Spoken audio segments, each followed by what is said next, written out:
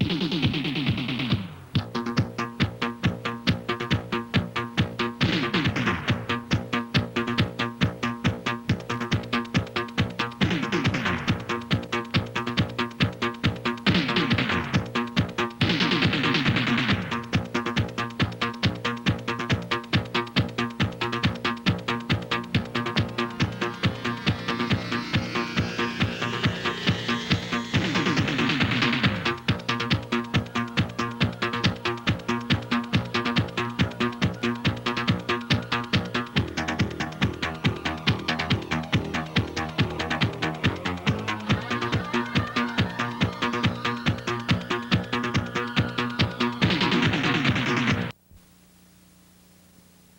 evening.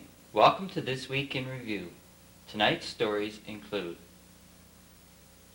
former Burgeo resident pass over items for the museum, guide movements run for light, I had an interview with a geologist from Memorial University in St. John's, Sandbanks Park opened for this season on Friday, work on the incinerator has begun, and a whole lot more, so please stay with us.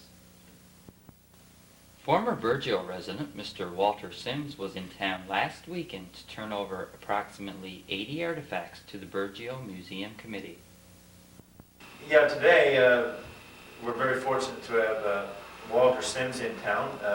Mr. Sims left Burgeo some 47 years ago, and he came back today with a lot of the things, a lot of the antiques that was in Burgeo when he was there, and he took it with him, and today he's going to officially pass it back to the town of Burgeo, and we've asked Mayor McDowell to come and accept it on behalf of the town, and hopefully that within the very near future that we'll have somewhere to display it.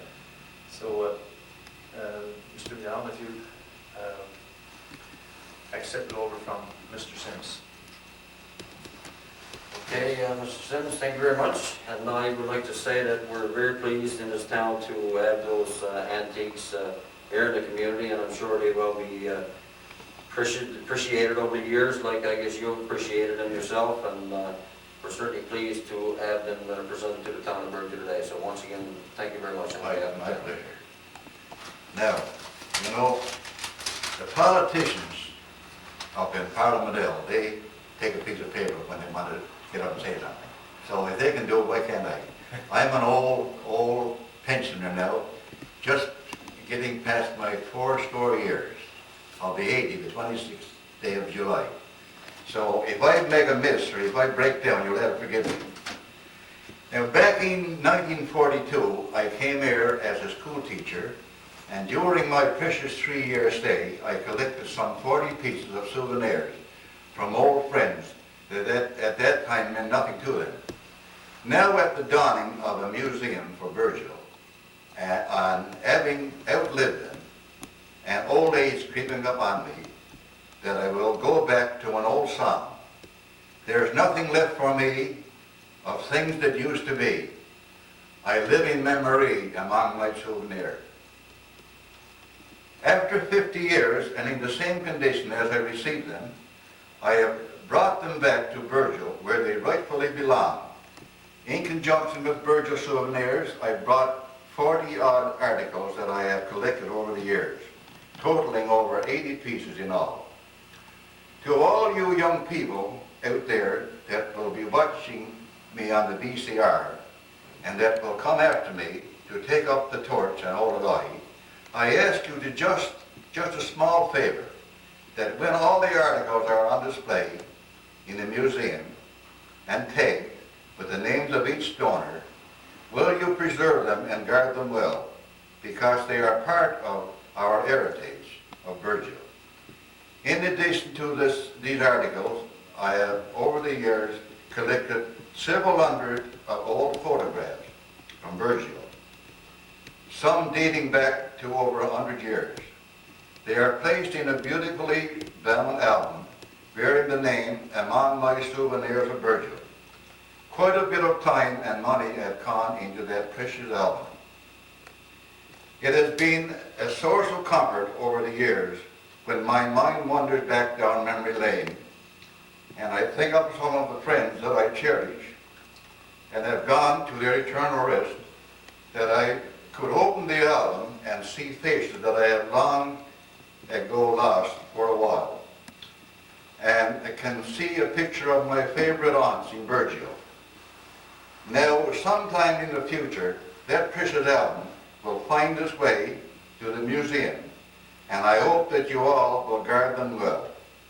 To the members of the museum committee, I say thank you for your foresight to making the museum possible in Burgeo. And it gives me great pleasure to present those precious souvenirs to you. Thank you.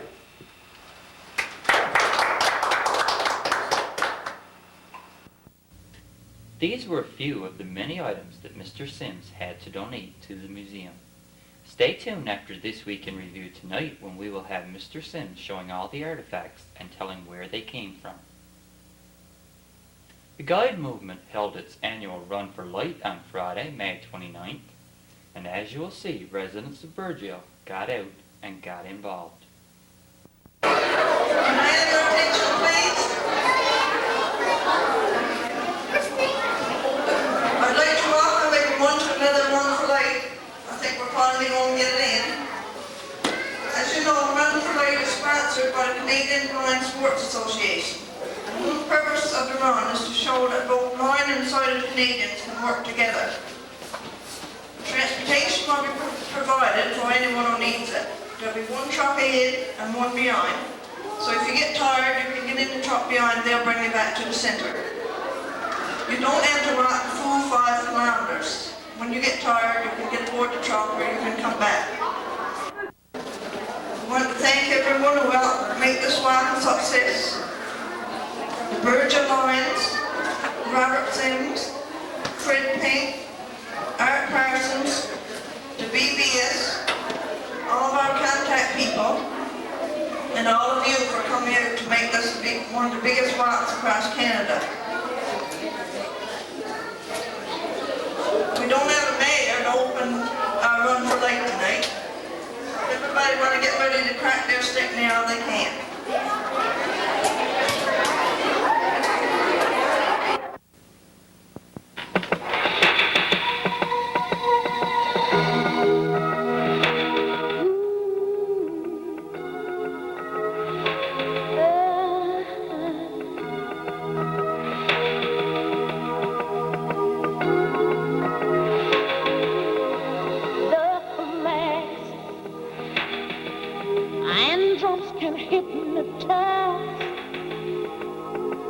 When glory has faded, the dream is worth more than the price.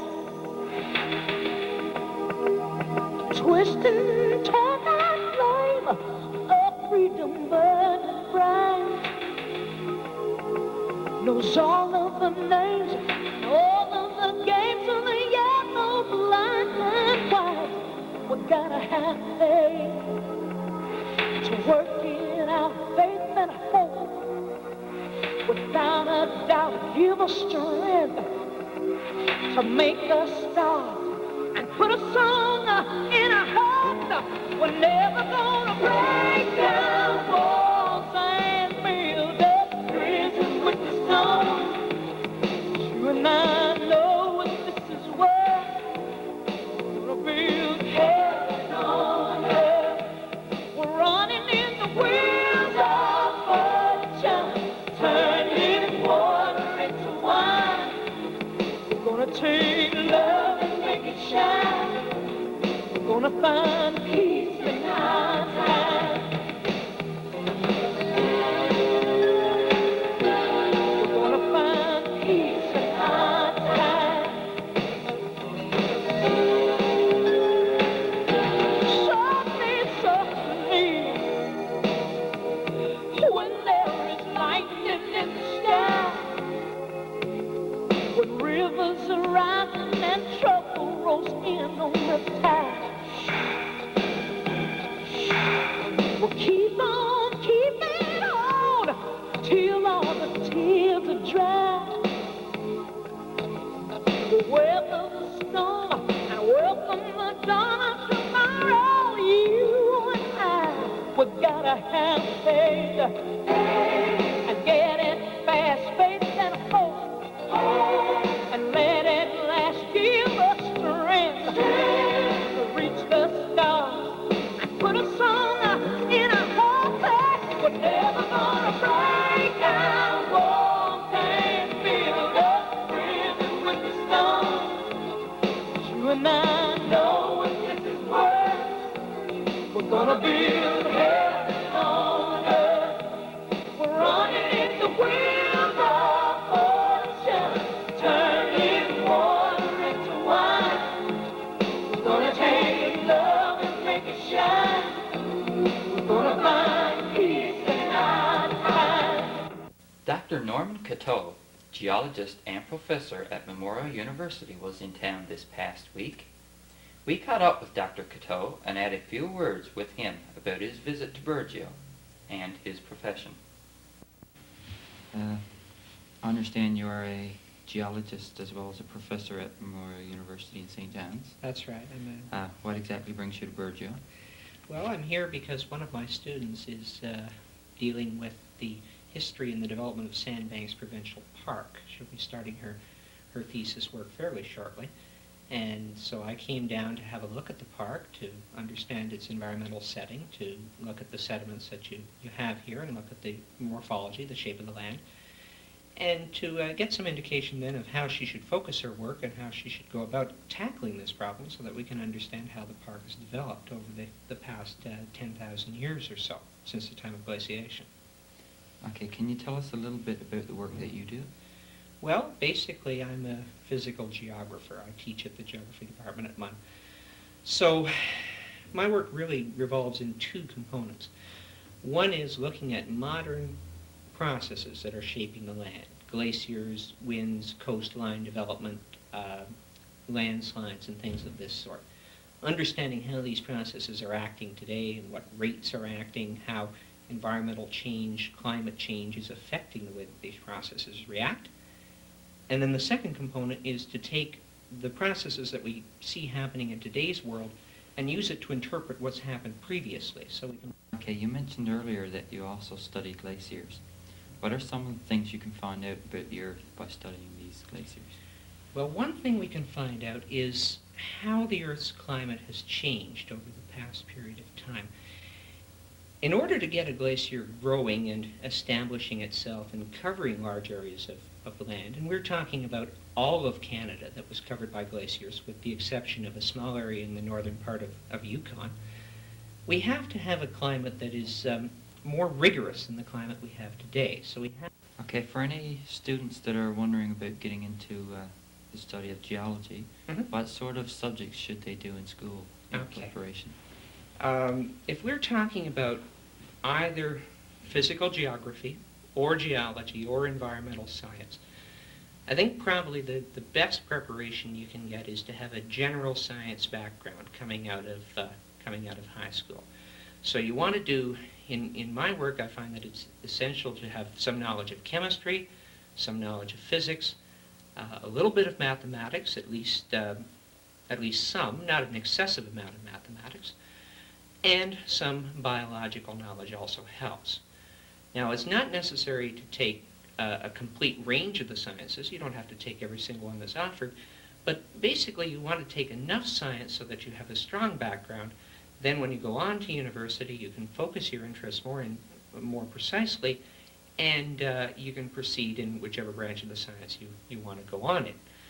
Now, both geology and geography have a very similar first-year program. They both require you to take English, which of course is basic for all university courses at Memorial.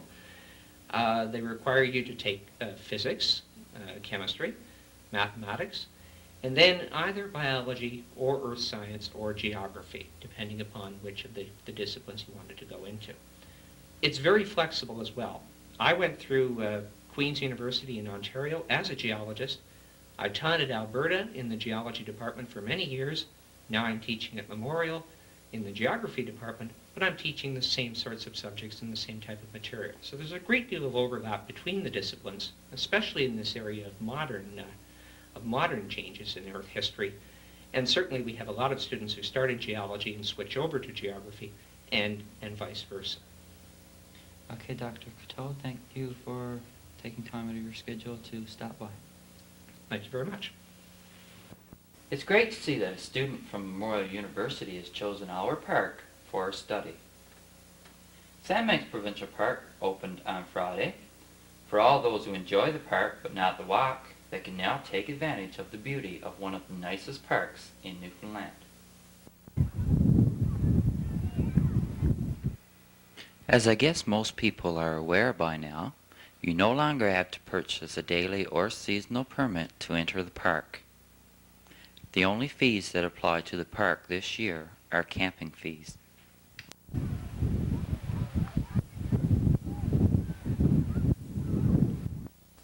Roof trusts have been brought in for the seniors center. However, to date, no visible work has resumed on the site.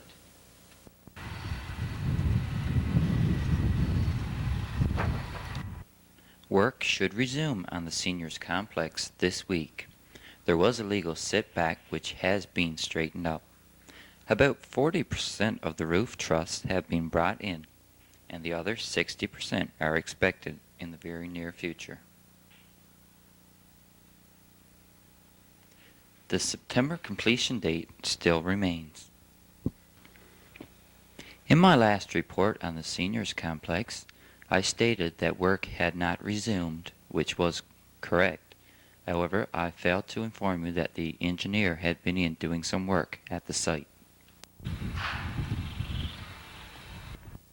A crew is in and work has begun on the actual installation of the incinerator at the town dump. When I visited the incinerator site on Thursday, workers were busy building the forms for the cement. Since then, I understand that the cement has been poured, and a building which appears to be a storehouse or a shed has been partially built on the site.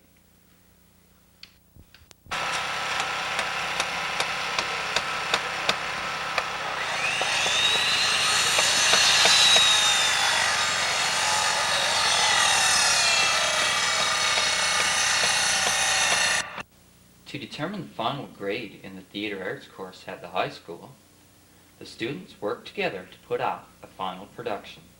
Here's a few clippings from this year's final production.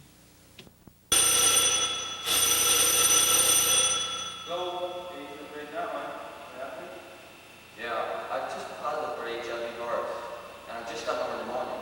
That's great. Yeah, but while I was in the hospital, I lost my job. My rent's due next week, and I'm broke. We can help that. Put these up with green day service, our financial assistance, and you like support them. Thanks.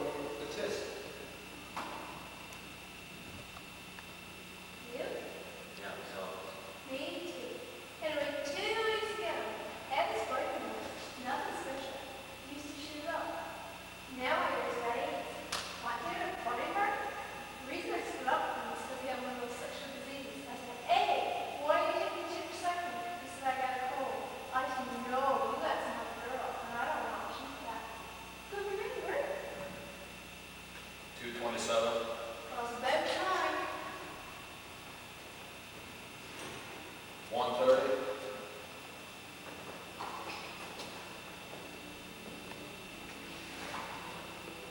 What am I doing here? I don't want to eat. I'm not sick. Check it out. Does this look like the body of a guy who's carrying a water virus? No way. I'm not going to die. It's hard Canadian to die before you're 65. Unless you get done and somebody's at a plane who died of heart attack. Besides, I got a full scholarship from my next year. 314. Number 314.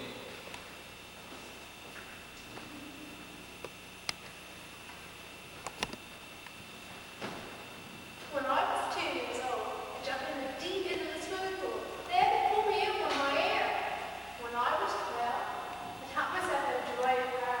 And when I was 16, I lighted up my age to get jobs at cocktail waiters until one night when my dad came in for a drink. I was always in a hurry. I thought I was smart. I thought I was ready. Same with my boyfriend. I figured, do it now. Why wait? Now, I wish I had waited.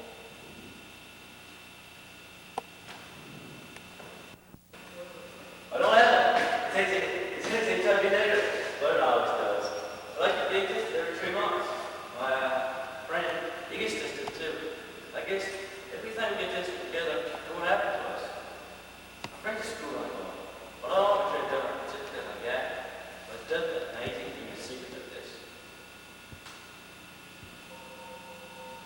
Secrets. We have secrets. We all do. You're out there in your lives. Thinking stuff. Doing stuff. Wanting to do something. Hey, don't tell anybody. We have all kinds of secrets. We have secrets with each other. Secrets from each other. Secrets with each other. Keep secrets from your parents, teachers, friends. You even keep secrets from yourself. There are some things you're never going to let yourself know. And you already know what those secrets are. Somewhere inside you know them. This production was put off in the auditorium of St. John Central High School for the public on Wednesday night. Unfortunately, our filming of the theater arts production coincided with the teachers' walk for literacy, and since one of our portable cameras is sent away for repairs, we were unable to get any coverage of the walk. The plumbing has been laid for the new healthcare facility. The changes that occur from week to week are quite noticeable at the site.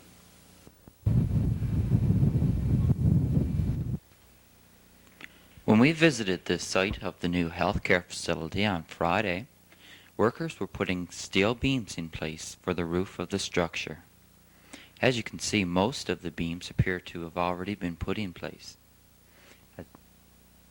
As well, most of the plumbing has been laid for the new healthcare facility.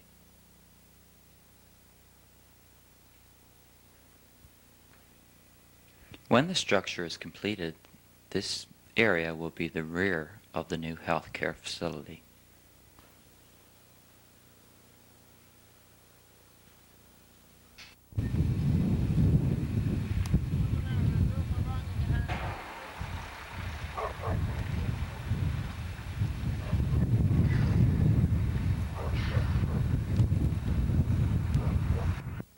"48 people attended the community development workshop held last Saturday. A committee was set up at the meeting to inform the public of some of the problems facing our community and possible solutions. I had an interview with some of the members of the committee. Speaking with me now are Owen Marsden, Deborah Ann, and Harvey Bellard, 3 members of the committee that was set up at the community's development workshop. Who's on the committee, Owen?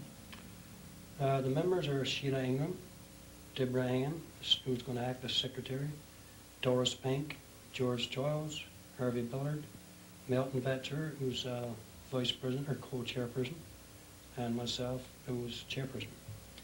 Okay, what is the purpose of the committee? The purpose, as we see it right now, our objective is to foster and generate new development within our town, to gather pertinent information for the people of Burgeo who would like to develop new business. And what that basically means is what we'd like to do, considering the situation with the fish plant right now, the fact that there's been a number of people laid off, and we expect there maybe be more people laid off. What we'd like to do is start to look at alternative employment. Into the meeting last Saturday, there was a whole list of things discussed that could possibly go into new work. Everything from peat moss to look at seaweed, cabinet making, a whole list of stuff. And that's what we'd like to look at, some ways of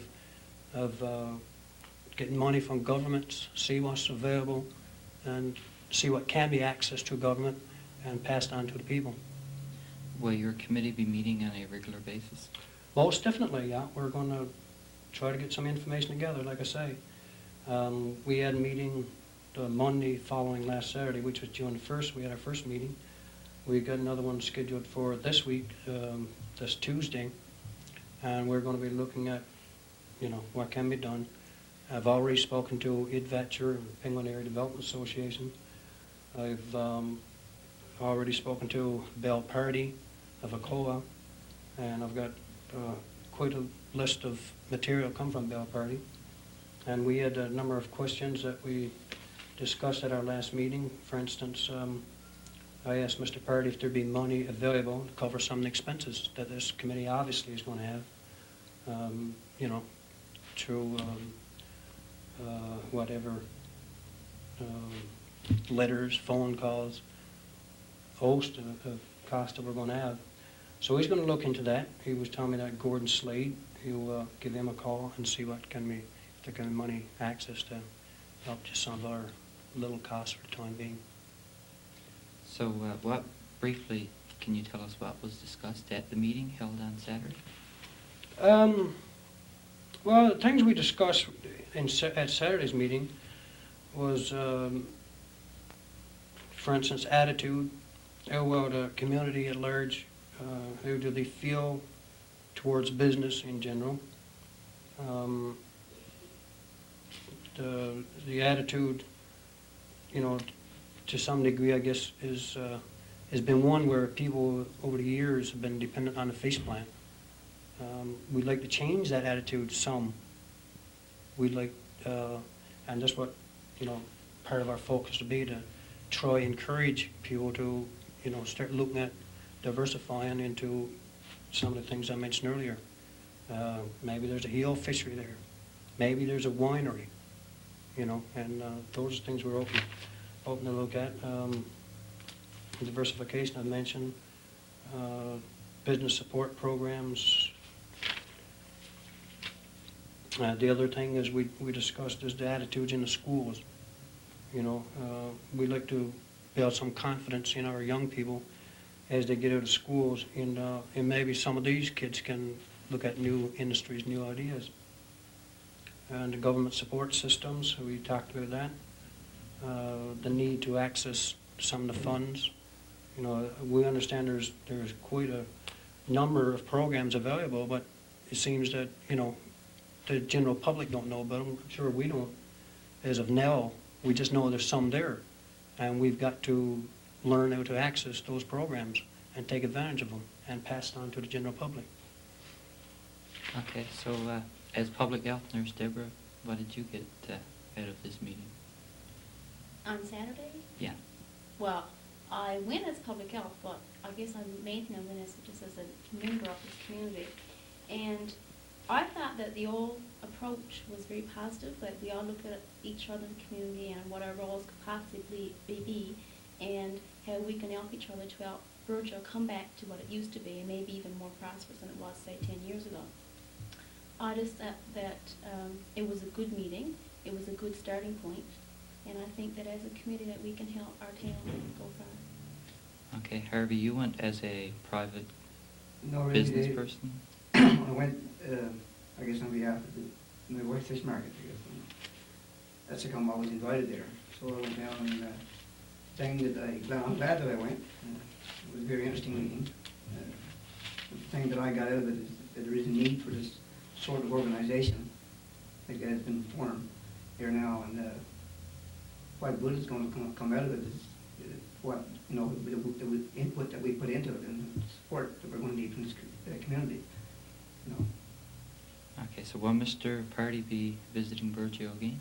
Yeah, this was basically a preliminary thing here. We haven't set a date, but he's telling me there's no problem. Once this committee starts to get some of their information, once this committee gets going and that, and we need additional information, that sort of thing, then we'll ask him to come in. He tells me there's no problem. He'll be in, you know, when we requested this, probably within a week after that or something.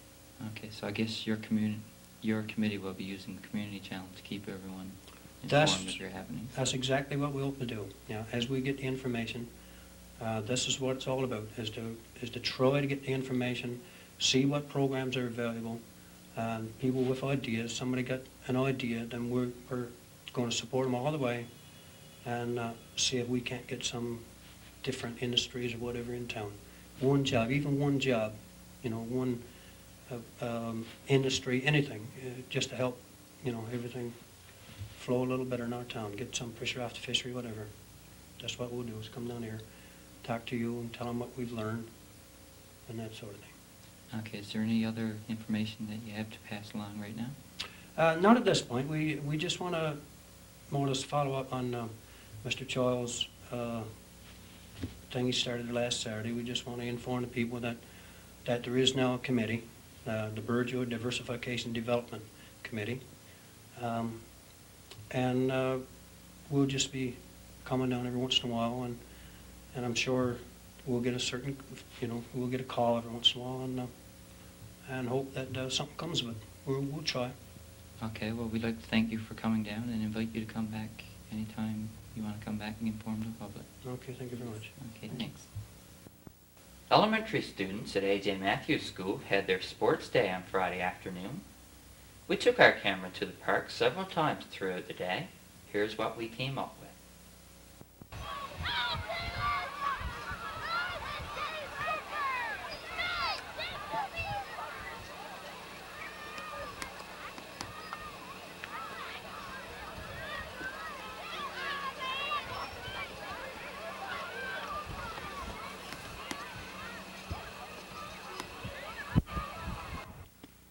Community events. The Lions Club TV Bingo held on Wednesday night was won by Brenda Strickland and Kayla Lushman. The Lions Club would like to thank everyone who supported them. The Lioness will be having a TV Bingo on Wednesday at 7 p.m. Cards are $1 each or 6 for $5 and are available in most stores around town. Please support the Lioness Club by playing TV Bingo. The RCMP wish to remind everyone of the need for water safety now that the boating season is upon us. Boaters are encouraged to verify the weather forecast prior to a trip and ensure they carry adequate fuel, safety equipment, and spare parts and tools.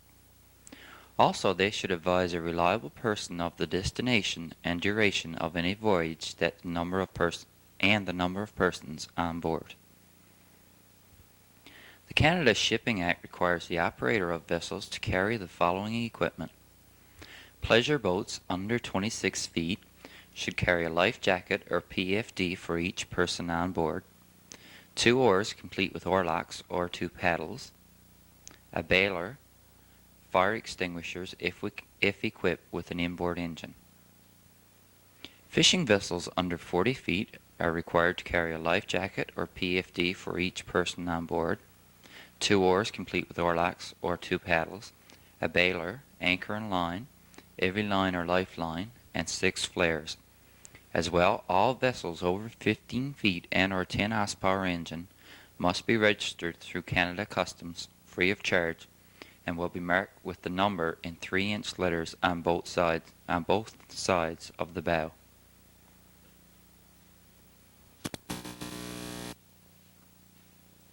Canada Employment Outreach is advising all clients that effective immediately, the office will not be using registration forms for the purpose of referring clients to various jobs.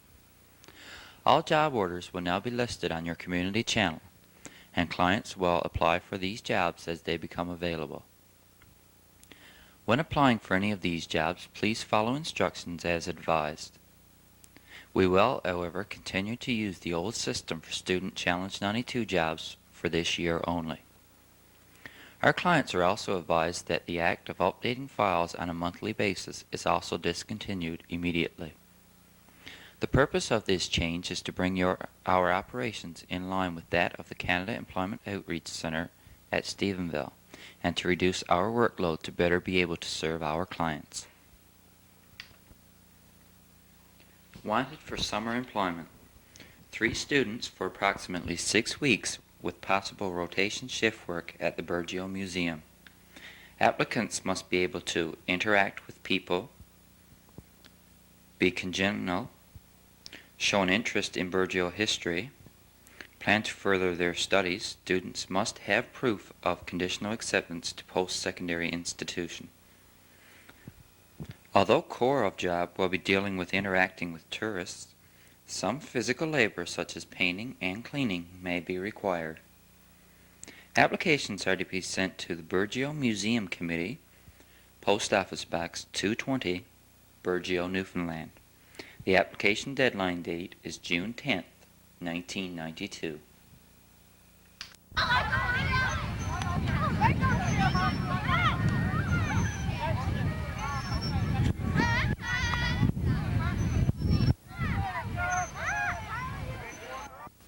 A group of ladies from Ramea walked the Burgeo Road this past week in aid of the Ramea Fire Department.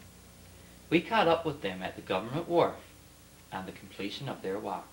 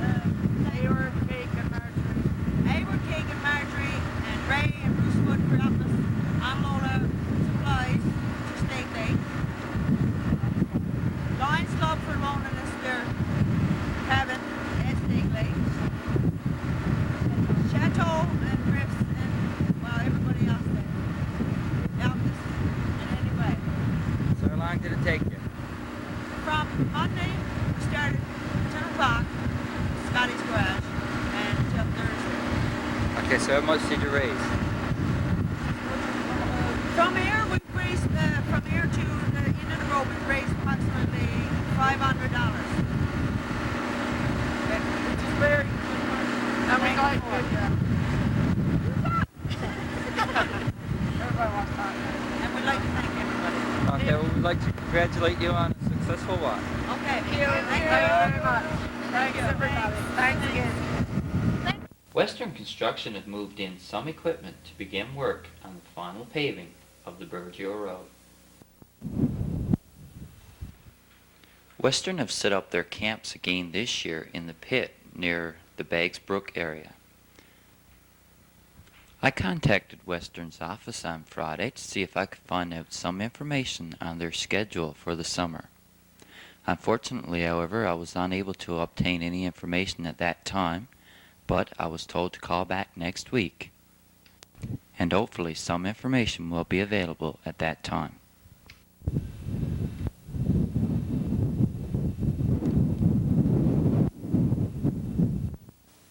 Well, that concludes tonight's program. Please stay tuned now for Mr. Walter Sims' explanation of the approximately 80 artifacts that he has donated to the Burgeo Museum. Some of the artifacts may have belonged to one of your ancestors. On behalf of BBS and the BBS volunteers, I'm Dave Cooper. Have a great week. Good night.